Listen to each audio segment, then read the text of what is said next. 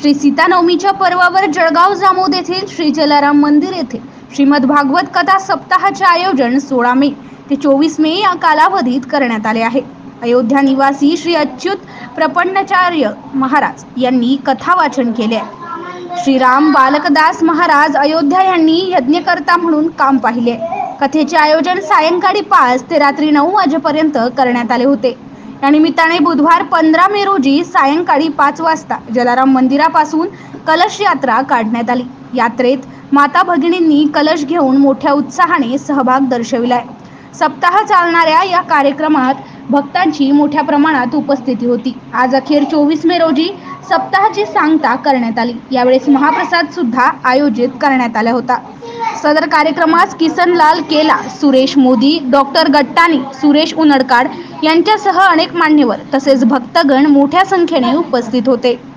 MCN news Marathi करिता दिलीप इंगळे, जळगाव।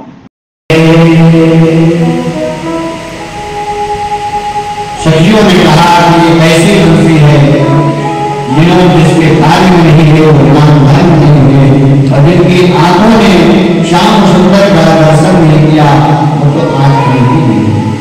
ऐसे भगवान की सुंदर सी छवि है। भगवान सुंदर सुंदर के गाने कर रहे हैं और सारे लोग गायन को पसंद है। हमारे यहाँ के बीच में न्यूज वाले भैया हैं जो न्यूज टाइम में इस कथा को प्रसारित कर रहे हैं। बहुत